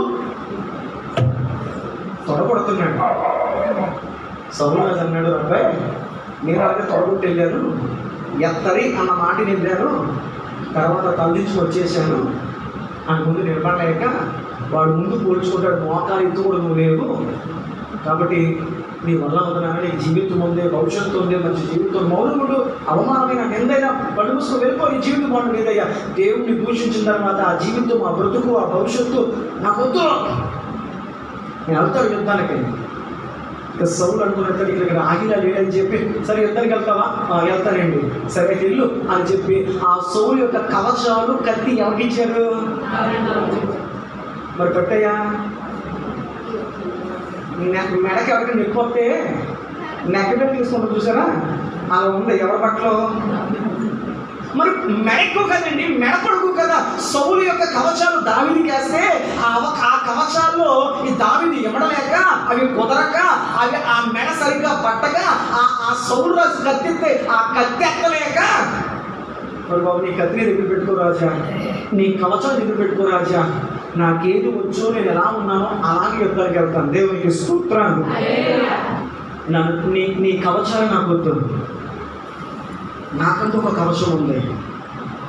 అదే దేవుని కవచం, అదే వాక్య కవచం, అదే ప్రార్థనా కవచం. నా కవచం అంటూ నాకుంది, నీ కవచాలు నాకు వద్దు, నీ కత్తి నాకు వద్దు, నా యుద్ధం నాకుంది. ఒక వీరుడిగా తయారై యుద్ధం కలిసిన పని లేదు, ఒక సామాన్యుడిగా యుద్ధానికి పెడతాను. దేవునికి స్తోత్రం. యుద్ధానికి ఎలాగాలంట నా కడగలిగేది ఒక సామాన్యుడిగా రా యుద్ధానికి. మోకరించి సమస్య మీద యుద్ధం చేయడానికి మోకాళ్ళ మీద ఒక సామాన్యుడిగా రా, ఒక సామాన్యమైన ప్రార్థన చేయి. నేను తగ్గించుకొని మోకరించి సమస్య మీద పోరాడి ఒక సైనికుడిగా మోకాళ్ళ మీద యుద్ధాన్ని చేయి. ముగిస్తూ ముందుకు పెడుతున్నాను. అతడు తమ మామూలు వస్త్రాలతో యుద్ధానికి, అయ్యా నువ్వు మామూలు బట్టలతో వెళ్ళిపోతానంటున్నావు, కవచాలం నీకు సరిపోవట్లేదు, నీ సైజ్ ఏమో లేదు, వాడేమో అరుస్తున్నాడు, వెళ్ళిపోతానంటున్నావు, వాడు ఎక్కడ కొట్టావు, ఎవయో తుక్కు అయిపోతే కనీసం కత్తి ఎక్కలేమంటే కత్తి కూడా ఎక్కలేకపోతున్నావు, కత్తి ఎక్కలేని నువ్వు వాడు ముందు ఎలా యుద్ధం చేస్తావు? వాడు తంతెత్తలని సవాలు చెబుతున్నావు. ఏంటి ప్రగల్భాలు, ఏంటి మాటలు? లేదు జీవం గల దేవుడితో నేను ఖచ్చితంగా వెళ్తాను. సరే నీ ఇష్టం వెళ్ళు. మామూలు ఎలాగొచ్చాడో అదే బట్టలు వేసుకున్నాడు. వెళుతూ వేరే నాయుడు ఉన్నాయా అని వెతుక్కున్నాడు. అతడు తన గొర్రెలు కాసుకునేటప్పుడు ఏదైనా ఒక క్రూర జంతువు దగ్గరికి వస్తే దాన్ని బెదిరించడానికి కొట్టేటువంటి ఒడిశా సాసా తప్ప నాకు ఏం పడతలేదు. ఒడిశా మన భాష ఏడదా. ఆ ఒడిస తెచ్చుకున్నాడు, దాన్ని ఇక్కడ దోపుకున్నాడు. వెళుతూ ఎన్ని రాళ్ళు? 5 రాళ్ళు. నేను అంటాను, ఎంత అనుమానంగా నీకు? ఒక రాయి తగ్గకపోతే 2 రాయాలి, 2 రాయి తగ్గకపోతే 3 రాయాలి. 5 రాళ్ళు పెట్టుకెళ్ళావా అంటే నీ మీద నీకు నమ్మకం లేదా? అంటే 5 రాళ్ళు పెట్టుకెళ్తావా? దాని అన్నాడు, పొరపడ్డారయ్యా సంగమా, నేను 5 రోజుల కింద తిట్టింది తెలుసా? మొదటి రాయి గొలియాతులను కొడతాకి, మిగతా 4 రాళ్ళు వాడికి ఇంకా 4 తమ్ముళ్ళు ఉన్నారు. చర్చలోకి వెళ్ళండి. గొలియాతుకి ఇంకా 4 తమ్ముళ్ళు, 4 అన్నదమ్ముళ్ళు ఉన్నారు. వీడిని చంపితే వాళ్ళు ఊరుకుంటారా? వాళ్ళు వస్తారు కాబట్టి ఆ 4 చంపడానికి 4 రాళ్ళు. ఎన్ని రోజులు పెట్టుకెళ్ళాడు? 5 రాళ్ళు పెట్టుకెళ్ళాడు. గొలియాతుకు మొదటి రాయితో చంపేస్తాను. ఏమయ్యాలి ఇది? కానీ మిగతా 4 రాళ్ళు, అతనికి ఇంకా 4 సహోదరులు ఉన్నారు, వాళ్ళు వస్తారు, వాళ్ళే చంపేస్తారు. 4 రాళ్ళు అని చెప్పి 5 రాళ్ళు పట్టుకెళ్ళాడు. మన మాట ఒక గురి కుదరకపోతే 2 రాయ, 2 నీకు కుదిరితే 3 గురి. దేవుని కొరకు రోషంకి వెళ్ళేవాడికి ఒక గురి అవసరం లేదు. ఒకే ఒక గురి, ఒకే ఒక రాయ. మిగతా 4 రాళ్ళు సౌలు గొలియాతుకున్నటువంటి 4 సహోదరులు వస్తే వాళ్ళే చంపుతాను. ఒక బలహీనుడు ఒక బలవంతుని చంపడానికి ఒక రాయి కింద పట్టుకెళ్ళాడు. వెళ్ళిపోయి ఎక్కడికి చెప్పరేంటి? నువ్వు చెప్పబోతే 10 గంటలా చెప్తాను, వాళ్ళని 2-3 గంటలా చూస్తాను. అక్కడ యుద్ధం ముందుకెళ్ళాడు. దావీదుకు ఒకటి అర్థమైంది ఏంటంటే, ఇప్పుడు ఏంటంటే ఇంతకుముందు యుద్ధం ఎలాంటిది అనుకున్నానంటే, ఫిలిస్తీయులకు చెప్పండి, ఫిలిస్తీయులకు ఇశ్రాయేలులకు యుద్ధము అనుకున్నాడు. తర్వాత అర్థం ఏంటంటే, ఎవడో ఇందులో ఒక సైనికుడికి అందులో ఒక సైనికుడికి యుద్ధము అనుకున్నాడు. తర్వాత అర్థమైంది, రాజు అయినటువంటి సౌలుకి గొలియాతుకి యుద్ధము అనుకున్నాడు. తర్వాత అర్థమైంది, దావీదు అనే నాకు గొలియాతు అనే ఆ వీరుడికి యుద్ధము అనుకున్నాడు. ఇప్పుడు యుద్ధం ఎన్ని రకాలుగా మారింది? దేశానికి అది మళ్ళీ ఎలా మారింది? ఒక సైనికుడికి మరొక సైనికుడికి. అది మళ్ళీ ఎలా మలుపు తిరిగింది? రాజుకి సైనికుడికి. అది మళ్ళీ ఎలా మలుపు తిరిగింది? ఒక బలహీనుడికి 4 మలుపులు తిరిగింది. వెంటనే దావీదు ఆ గొల్లియాతు ముందుకు వెళ్ళాడు. అతని ఆకారాన్ని చూడలేదు, తన దేవుడి మీద నమ్మకాన్ని పెట్టుకున్నాడు. సమస్య ఎంత ఎత్తైందైనా, సమస్య ఎంత బలమైందైనా సమస్య చూడొద్దు, నీ దేవుని వైపు చూడు. దేవునికి స్తోత్రం. యుద్ధము యెహోవాదే. దేవునికి స్తోత్రం. నేను అంటున్నాను, యుద్ధం చేయడానికి దేవుడే రావాలండి. అవి దేవుడి దిగొద్దని యుద్ధం చేయడానికి వెళ్ళేది మాట ఉంది. ఎందుకంటే ఇశ్రాయేలు ప్రజలు ఆ ఎర్ర సముద్రం దాటుతున్నప్పుడు దేవుడు దిగొచ్చి ఎర్ర సముద్రం నిండిపాల్చేది. మోషే అన్నాడు, మోషే నేను దిగరాల్సిన పని లేదయ్యా, నా దైవజనుడిగా, నా ప్రవక్తగా, నా నాయకుడు నువ్వు ఉన్నావు కదా, నేనే దిగరాల్సిన పని, ఎర్ర సముద్రం నిండిపాల్చేయడానికి నీ చిన్న కరతాలు కొట్టు అన్నాడు. విడిపోయింది. ఇశ్రాయేలు ప్రజలు 20 లక్షల లోపలికి వెళ్ళిపోయారు. ప్రభా నువ్వు కర్ర కొట్టమన్నావు ప్రభా, ఎర్ర సముద్రం మారిన నేలగా ఎండిపోయింది ప్రభా, ఇప్పుడు శత్రువు కళ్ళు దిగిపోయారు ప్రభా, ఇప్పుడు మళ్ళీ ఏం చేయాలి ప్రభా అంటే, లేదయ్యా నువ్వే కష్టపడద్దు, ఈ శత్రువుని చంపడానికి మళ్ళీ యుద్ధం నేను రావాల్సిన పడదని చెప్పి ఇలా ఎడగొట్టింది దేవుడు, ఇలా కలిపాడు. యుద్ధం లేకుండా నీటిలో కూడా చచ్చిపోయారు. దేవునికి స్తోత్రం. శత్రువుతో యుద్ధం చేయడానికి దేవుడే దిగినాడు. ఆయన ఒక చిన్న కార్యం చేస్తే చాలు, నీ కళ్ళ ముందే ఊరకుండు నేనే దేవుడినని, నువ్వే దిగిరా ప్రభా, నువ్వే దిగిరా ప్రభా, నువ్వు దిగిరాకపోతే తలపాలు కొట్టేసుకుంటాను, నువ్వు దిగిరాకపోతే అన్నం తింటమానటం లేదు. దేవుడు దిగిర అవసరం లేదు. ఆ సమయంకి, ఆ క్షణానికి ఏది జరగాలో ఒక అద్భుతాన్ని ప్రభు జరిగిస్తాడు. నువ్వు ఊహించిన దానికంటే గొప్ప కార్యమే ప్రభు చేస్తాడు తప్ప దేవుడు అయితే దిగిరాల్సిన అవసరం. 4 మలుపు తిరిగింది, దేశానికి, వీరుడికి, రాజుకి, వీరుడికి, తర్వాత బలహీనుడికి. ఎంతవరకు బాగుంటాయి. వెంటనే గొలియాతు దగ్గరికి ఆ ఒడిసెలో ఒక రాయి పట్టుకొని తిప్పుతూ వెళుతున్నాడు. ఎవరో అప్పుడు గొలియాతు అంటాడు దావీదుని చూసి, ఒరే ఇంకా పసిబుక్కల్ని కారలేదు, నేను చూతులు ఒక చిన్న బిడ్డగా ఉన్నావు, సంకరిస్తూ అనిపిస్తుంది, నీనాటి నా మీద యుద్ధం పోకునేందుకు వాడికి బుద్ధి లేదా? ఎవరికే? మీ రాజుకు బుద్ధి లేదా?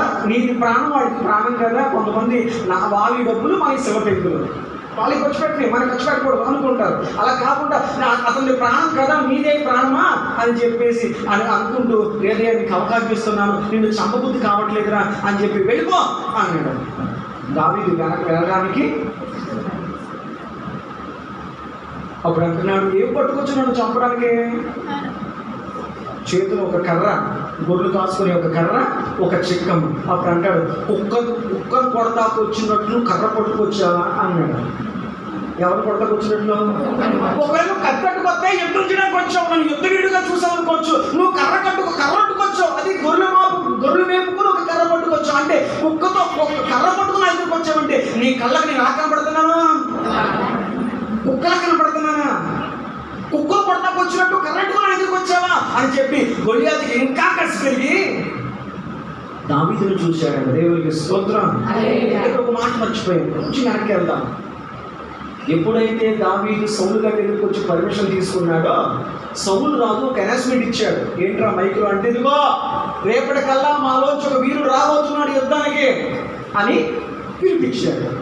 గొలియాతుకు చెమటలు పట్టాయి. ఏంటంటే ఇన్ని రోజులుగా ఎన్ని అలుపులు అరుస్తున్నా, ఎన్ని కేకలేస్తున్నా ఒక సైనికుడు యుద్ధానికి రాకుండా ఈ రోజు ఉన్న పలంగా రేపు పొద్దునకల్లా సైనికుడు వస్తున్నాడు అని చెప్పాడంటే, రాబోయేవాడు మామూలుడు, నాకంటే పొడుగు, నాకంటే హైటు, నాకంటే బలం అని చెప్పి, రాబోయేవాడు నాకంటే బలవంతుడు, నాకంటే శక్తివంతుడు, నాకంటే గొప్పవాడు రేపు యుద్ధానికి రాబోతున్నాడేమో అని చెప్పి, రేపు రాబోయే వ్యక్తి అంటే ఎంతకాలం పంపకుండా ఇప్పుడు దాచి ఎవరినో నా మీద పంపుతున్నారంటే అది మామూలు అయిమంటారా అని చెప్పి గొలియాతుకు భయమేసి వెంటనే పరిగెట్టుకుంటూ తను ఆరాధించే దేవుడి గుడిలోకి వెళ్ళాడంటే. ఎవరు?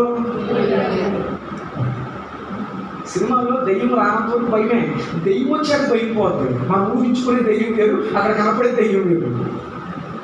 ఎలా ఉండదు వచ్చాక ఇదేనా అంటే, ఎంతవరకు నన్ను భయపెట్టేది ఇందులోనే ఏం కాదు, నా ఊహలే, నా ఆలోచనలే, నా అభిప్రాయాలే నాకు తెలియదు. మీకు అర్థమైంది?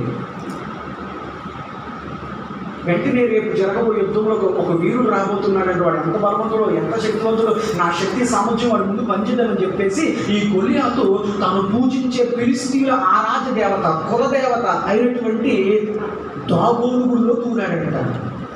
ఏ దేవత? దాగోను అనే దేవత. దాగోను అంటే మధ్య దేవత మీన్స్ జలకన్య. పైదాకా మనిషి ఆకారం, కిందంతా చేప ఆకారం, ఒక మధ్య ఆకారంలో ఉండేటువంటి దాగోను అనే దేవత ఫిలిస్తీన్లకు ఆరాధ్య దేవత. ఆ దేవత గుళ్ళోకి వెళ్ళి ఆ దేవతకు నమస్కరించి ఒక మొక్కుబడి చేసుకున్నాడంట. ఏంటంటే, ఓ దాగోను దేవత, ఓ మధ్య దేవత, నేను రేపు పొద్దున యుద్ధానికి వెళ్తున్నాను, అవతల నుంచి ఒక బలవంతుడంట రాబోతున్నాడు, ఒకవేళ వాడి మీద నాకు విజయాన్ని ఇస్తే కనుక వాడిని చంపి వాడి రక్తంతో నీకు అభిషేకం చేసి నీకు బలి చేస్తాను. రేపు పొద్దున యుద్ధానికి నాతో పాటు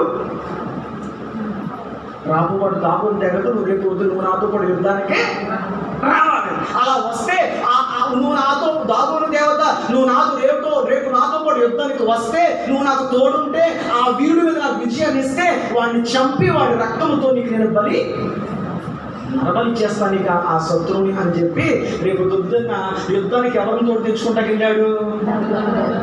దాగోను దేవత తెచ్చుకుంటాకి. నేను చెప్పిన ప్రతి మాట మీరు బయట చదవండి, కనపడదు. తెచ్చుకుంటాకి వెళ్ళాడు.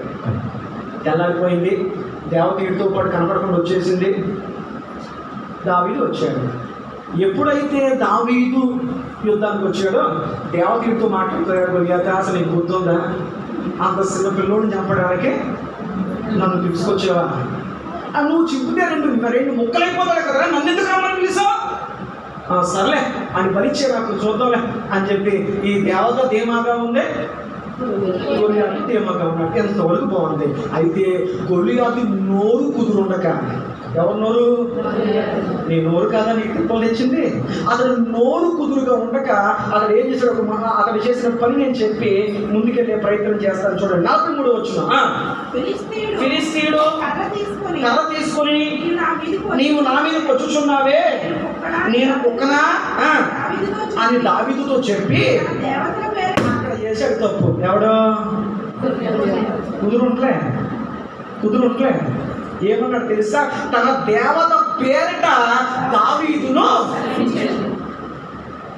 తన దేవతైన దాగోను దేవత పేరిట, ఇదిగో నా దాగోను దేవత పేరిట నేను శపిస్తున్నాను రా, నువ్వు నాశనం అయిపోతావు, నువ్వు ముక్కలైపోతావు, నీ రక్తంతో నా దేవతకు అర్పణ చేస్తాను రా, నా దేవతకు నరబలిస్తాను రా అనేసరికి దావీదుకు వెలిగింది. ఎస్, దేశానికి యుద్ధం కాదు, వీరుడికి మధ్య యుద్ధం కాదు, సౌలుకు గొలియాతుకి యుద్ధం కాదు, బలహీనుడైన నాకు బలవంతుడైన గొలియాతుకి యుద్ధం కాదు, దాగోను దేవతకి నా దేవుడికి యుద్ధం. అర్థమైంది? ఇంతకుముందు అనుకున్నాడు గొలియాతుకు నాకు యుద్ధం, బలహీనుడికి బలవంతుడికి యుద్ధం అనుకున్నాడు. కానీ వీడు వస్తా ఎవరిని తెచ్చుకున్నాడు? దాగోను తన దేవతను తెచ్చుకున్నాడు. తన దేవత నామాన్ని ఉచ్చరిస్తున్నాడంటే ఇప్పుడు తన దేవతకి నా దేవుడికి యుద్ధం అని అర్థమయ్యి అప్పుడు దేవుడు నామాన్ని ఉచ్చరించడం మొదలెట్టాడు. ఎవరో కింద వచ్చిన మనం అదే అనుకున్నాం. చూడండి, దావీదు నీవు కత్తియు ఈటియు బల్లెము ధరించుకొని, మన టెక్స్ట్ మూలవాక్యం అదే, నా మీదకు వచ్చుచున్నావు, అయితే నువ్వు తిరస్కరించిన ఇశ్రాయేలు సైన్యముల అధిపతియగు యెహోవా పేరట. వాడు ఎవరి పేరు శపించాడు? ఇతను ఎవరి పేరట? ఇప్పుడు యుద్ధం ఎవరి వరకు మారింది? వచ్చిందా రాలేదా? ఎన్ని వరకు తిరిగింది? గొడవ వచ్చినప్పుడు మీరు ఆ సందర్భం కోసం మాట్లాడుకుంటే పర్వాలేదు. ఆ కుటుంబం లాగేస్తాం, వీళ్ళ కుటుంబం లాగేస్తాం, ఆ చుట్టాలు లాగేస్తాం, వీళ్ళ చుట్టాలు లాగేస్తాం, ఆ ఊరు లాగేస్తాం, ఈ ఊరు లాగేస్తాం. అసలు గొడవ ఎవరిదే? అంతే కదా. గొడవ దేశానికి, గొడవ వీరుడికి, గొడవ రాజుకి, వీరుడికి, తర్వాత బలహీనుడికి, బలవంతుడికి. తర్వాత ముగింపుకు వచ్చేసరికి దావీదుకి అర్థమైంది, ఇది మనుషులకు కాదురా, దేవుడికి నిలబడాలంటే నేను యుద్ధము చేయవాడు అందుకన్నాడు. యుద్ధము యెహోవాదే, దెబ్బలాడే యెహోవాదే అంటే యుద్ధము యెహోవాకి నువ్వెందుకు నోరు చేస్తున్నావు? యుద్ధము యెహోవాకి నువ్వెందుకు పూజ ఆడుతున్నావు? యుద్ధం యెహోవాకి నువ్వెందుకు ఆక్రోశంతో ఊగిపోతున్నావు? యుద్ధం దేవుడి కదా నీది. నువ్వు యుద్ధం చేస్తే దేవుడు వెళ్ళిపోతాడు, దేవుడు యుద్ధం చేస్తే మౌనం ఉండాలి. దేవునికి స్తోత్రం. దానికి అర్థమైపోయింది, ఈ గొలియాతుడు ఒంటరిగా రాలేదు, ఒక్క దేవతను తోడు జగేసుకొచ్చేసాడు. ఇప్పుడు నేను ఒంటరిగా లేను, ఇప్పుడు నేను నా దేవుడితో ఉపయోగించాలని చెప్పి సైన్యములు అధిపతి యెహోవా దేవుని పేరట నేను వచ్చుచున్నాను. అని అతడు దేవత పేరు వాడాడు, ఇతడు దేవుడి పేరు వాడాడు. ఇప్పుడు యుద్ధము మనుషులకు కాదు, చూసేవాడికి మనుషులు కనపడుతున్నారు, చూడని వాడికి అర్థమైంది ఇది దేవతకి దేవుడికి మధ్య యుద్ధం. ఎప్పుడైతే గొలియాతు జీవము గల దేవుడి పేరు ఉచ్చరించాడో అక్కడ దాగోను దేవతకి చెమట పట్టి ఒరే గొలియాతు, ఇది ఎక్కడ పడిరా బాబు, ఒక బాలుని చంపడానికి తీసుకొచ్చామనుకుని అనుకున్నాను, తీరా వాడి నోట్లోంచి ఏమని పలికలను చేశావు? సైన్యములు 10 యెహోవా యెహోవా పేరు యుద్ధం చేస్తున్నట్టున్నాడు రా బాబు. నువ్వు వాడి మామూలు వ్యక్తి కాదు, వాడు జీవము గల దేవుడి పేరు ఉచ్చరిస్తూ యుద్ధానికి వస్తున్నాడు. నేను యుద్ధం చేయలేను. మీరు మాట్లాడలే, నేను యుద్ధం ఎందుకు చేయలేవు దేవత, ఎందుకు చేయలేనా? ఒకసారి చూపిస్తాను. మొదటి సమూయేలు గ్రంథం, వెనకరా చరిత్రలోకి రండి. మొదటి సమూయేలు గ్రంథం 5వ అధ్యాయం 1వ వచనం చదువుతున్నాం చూడండి. ఫిలిష్తీయులు దేవుని మందసం పట్టుకొని తీసుకుని వచ్చి దాగోను గుడిలో దాగోను విగ్రహం ఎదుట దేవుని మందసము అనే దాన్ని తీసుకెళ్లి ఉంచిరి. అయితే మరునాడు అష్టోదు వారు పొద్దున లెగ్గ ఆ దేవత గుడికి తలుపులు తెరిచినప్పుడు ఇదిగో దాగోను దేవత దేవుని మందసాన్ని ఇదిగో మేము యుద్ధంలో పట్టుకొచ్చాం, ఆ మందసాన్ని మా దేవత పాదాలు ఎదురు పెడుతున్నాం, మా దేవత ఎదురుగా మేము పెడుతున్నాం అని చెప్పి ఆ ప్రజలు దాగోను అనే మత్స్య దేవత విగ్రహం నుండి బలిపీఠాన్ని పెట్టి తొలిపేసి వెళ్ళిపోయారు. మీరు అనుకున్నారంట దేవుడి మనసు మనకు దొరికేసిందిరా. మనం ఏం చేసాం? మన దేవత గౌరవాన్ని పెంచడానికి మన అష్టోను దేవత, మన దాగోను దేవత, జాతకండి, మన దాగోను దేవత విగ్రహం ముందు దేవుడి బలిపీఠాన్ని పెట్టి అనుకుంటున్నారు దేవుని భయపెట్టాం, మా దేవత కాళ్ళు ముందు పెట్టాం అని చెప్పి ఆ దేవత గుడికి తాళం వేసి వెళ్ళిపోయారు. రాత్రి అంతా పార్టీ చేసుకున్నారు. దేవుని భయపెట్టడం దొరికేసింది మనకి మనసు అని చెప్పి తెల్లారి పొద్దున వచ్చి ప్రాంత కాలం ముందు వద్దన్ని ఆ దేవతకు సుప్రభాతం చేయడానికి ఆ దేవత తలుపు తీసి లోపలికి వచ్చేసరికి సత్య చదవండి. ఇదిగో దాగోను దేవుని గల జీవము గల దేవుని మందసం ఎదుట దాగోను యొక్క విగ్రహము పడిపోయి నేల మీద పడిందంట. ఆమె చెప్పండి. తలుపులు తెరిసేసరికి దేవుని మందసమునకు బోర్లా పడి నమస్కరిస్తుందండి. ఏ దేవత విగ్రహం? ఏమనుకుని వెళ్ళారు? తాళం వేసి మా దేవుడి పాదాల దగ్గర బలిపీఠాన్ని పెట్టాము, మందసాన్ని పెట్టాము అనుకున్నారు. తీరం మందసానికి తెల్లారేసరికి దేవత విగ్రహం పడి నమస్కరిస్తుంది. వీళ్ళు అనుకున్నారే ఇది దగ్గరికి ఎంత అవమానం మనకి, అలా దేవత పడిపోయి ఆ దేవుని మందసానికి నమస్కరిస్తుందంటే మనకి ఎంత అపకీర్తి అని చెప్పేసి మళ్ళా ఆ దాగోను దేవత విగ్రహాన్ని నిలబెట్టేసి దాని కాళ్ళకు మంచిగా ఇంకా కదలకుండా మేకులు కొట్టేసి మళ్ళీ తామేసి వెళ్ళిపోయారు. తర్వాత ఏం జరిగింది? ఆ మరునాడు మరలా అక్కడికి వచ్చి తలుపు తీసినప్పుడు దాగోను దేవత విగ్రహము యెహోవా మందసము ఎదుట నేలను బోర్లా పడి మళ్ళీ నేలమే పడిపోయింది. ఉండలేకపోతుంది దేవుడి ముందు.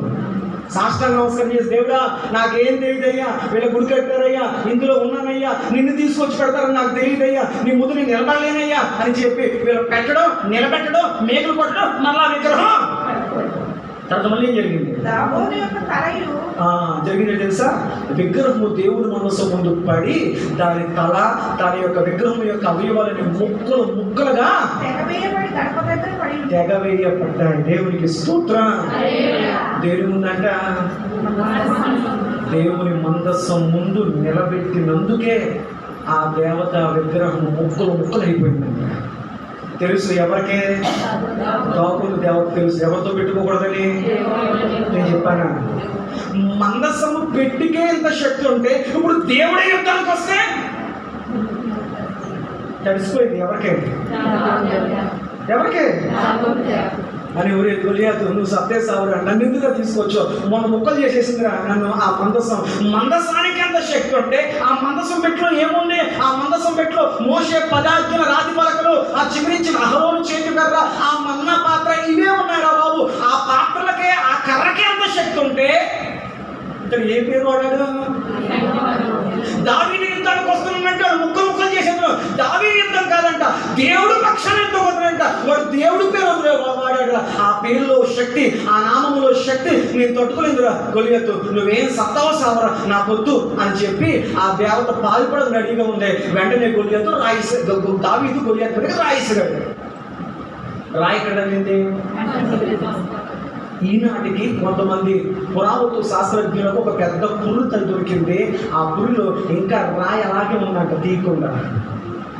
ఫొటోస్ కూడా నా దగ్గర ఉన్నాయి. అంతవరకు బాగుంది. కొంతమంది అంటారు ఆ రాయి తగిలిన తర్వాత, ఆ రాయి అతని కపాలంలో దూరిన తర్వాత గొలియతు ముందుకు పడ్డాడా వెనక పడ్డాడా?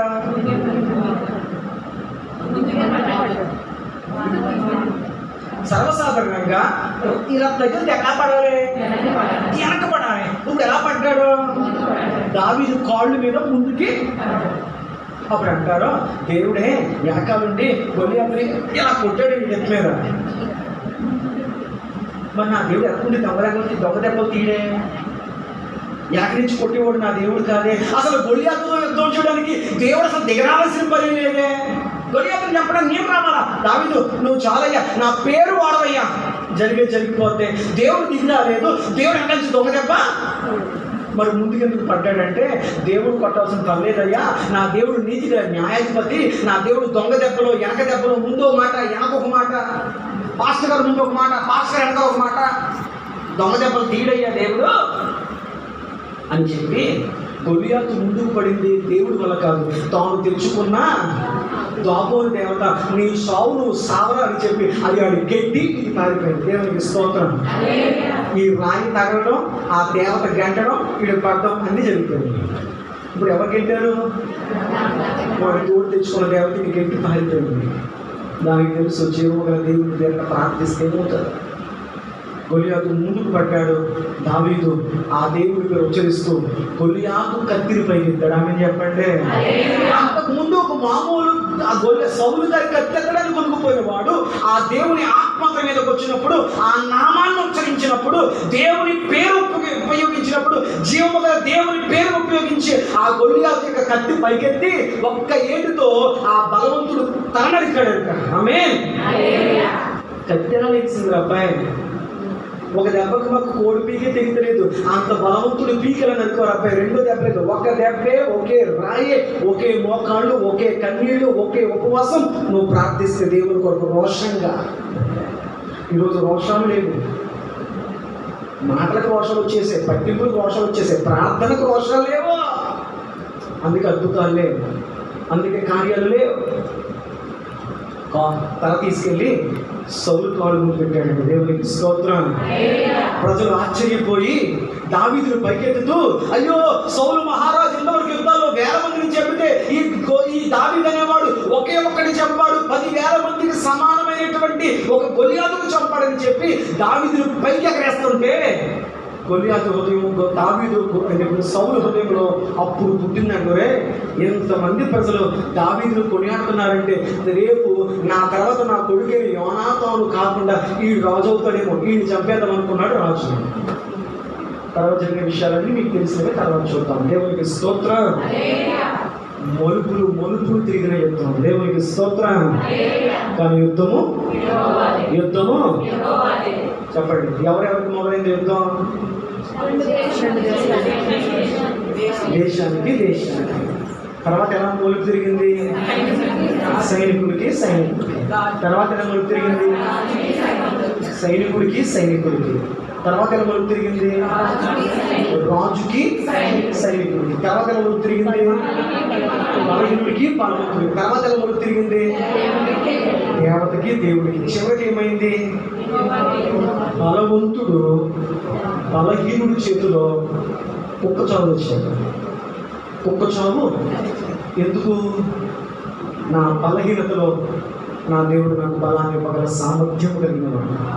నా బలహీనతలో నేను దేవుడు బలం మీద ఆధారపడకుండా నేను వేరే వాటిని ఆశ్రయిస్తున్నాను కాబట్టి ఆ పరిస్థితులను ఇంకా కృంగతీస్తూ ఆగిపోతూనే ఉన్నాయి.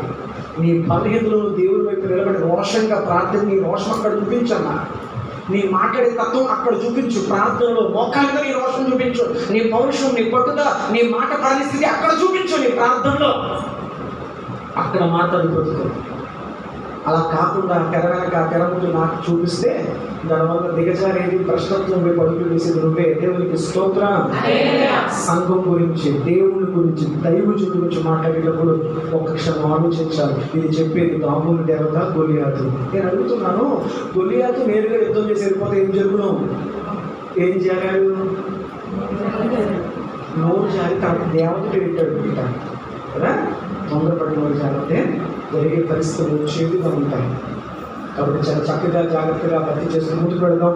యుద్ధము తన బిడ్డలను దేవుడు విడిచిపెట్టువాడు. కాబట్టి నీకు ఎదురయ్యే ప్రతి సమస్యతో యుద్ధం చేయడానికి యేసు నామమే నీకు ఆయుధముగా ఉండును గాక. సమస్య ఎంత పెద్దదైనా, సమస్య ఎంత బలహీనమైనా నువ్వు సమస్య వైపు చూడవద్దు. దేవుని నామాన్ని ఉచ్చరిస్తూ ప్రార్థించు. ఆ నామములోని శక్తి అన్ని నామముల కంటే పైనామము యేసుని నామము. ఆ నామములోని శక్తిని నువ్వు ఉచ్చరిస్తున్నావు కాబట్టి అద్భుతాలు చేయడం దేవుని వద్దు, ప్రార్థించడం నీ వద్దు. దేవునికి స్తోత్రం. ఇది అద్భుతమైన యుద్ధం శత్రు కుటుంబంలో నిలబడిపోయింది. ఆ తర్వాత దావీదు భక్తుడు ఎన్ని యుద్ధాలు చేసినా, ముసల్తానం వరకు యుద్ధాలు చేశాడు దావీదు అనుకుందాం. ఎన్ని యుద్ధాలు చేసినా నీ జీవితంలో మర్చిపోయిన ఒక యుద్ధం చెప్పవయ్యా అంటే గొలియాతు యుద్ధమే. ఎందుకు తెలుసా? ఒక బలహీనుడు ఒక బలవంతుడు చంపాడు దేవుని నామం పేరిట. ఒక బలహీనమైన నీవు బలమైన సమస్యతో యుద్ధం చే మోకరించి యేసు నామం పేరిట విజయాన్ని ప్రభువునికి అనుగ్రహించును గాక. మోకరించండి, ప్రార్థన చేసుకున్నాను.